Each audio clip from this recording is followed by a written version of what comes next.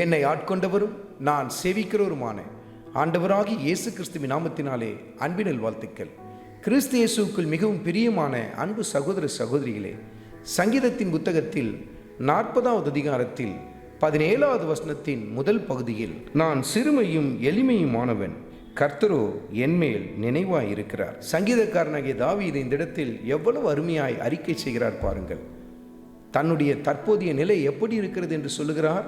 நான் சிறுமையும் எளிமையுமானவன் என்று சொல்லுகிறார். அதாவது சிறுமைப்படுத்தப்பட்ட நிலை, எல்லாராலும் தள்ளிவிடப்பட்ட ஒரு நிலை, அப்படிப்பட்ட ஒரு நிலையில் நான் காணப்படுகிறேன் என்று சொல்லுகிறார். தாவீது எந்த அளவுக்கு சிறுமைப்படுத்தப்பட்டார் என்பது நமக்கு நன்றாய் தெரியும். எந்த அளவுக்கு அவர் ஒடுக்கப்பட்டார் என்பது நமக்கு தெரியும். அப்படிப்பட்ட சூழ்நிலையில் தாவீது உணர்ந்து கொண்ட மிகப்பெரிய ஒரு ரகசியம் என்ன? கர்த்தரோ என் நினைவாய் இருக்கிறார் என்று சொல்லுகிறார் பாருங்க. சிறுமைப்படுத்தப்பட்ட தாவீதை அநேகர் மறந்து போனார்கள். அநேகர் மறந்து போய் அவரை ஒடுக்க ஆரம்பித்தார்கள். ஆனால் தாவீதுக்கு அப்பொழுதுதான் ஒரு ரகசியம் தெரிகிறது.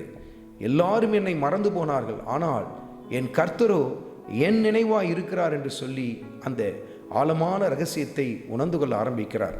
அருமையான மகனே, அருமையான மகளே, இன்றைக்கு நீயும் சிறுமைப்படுத்தப்பட்ட நிலையிலே காணப்படலாம். மற்றவர்களால் நிராகரிக்கப்பட்ட ஒரு நிலையிலே காணப்படலாம். உன் உற்றார் உறவினர்கள், இரத்த சம்பந்தப்பட்ட உறவுகள் கூட உன்னை மறந்து போயிருக்கலாம். ஆனால் கர்த்தருடைய ஆவியானவர் சுட்டி காட்டுகிறார், கர்த்தர் உன் நினைவாகவே இருக்கிறார் என்று சொல்லி உன்னோடு கூட இடைப்பட்டு கொண்டிருக்கிறார்.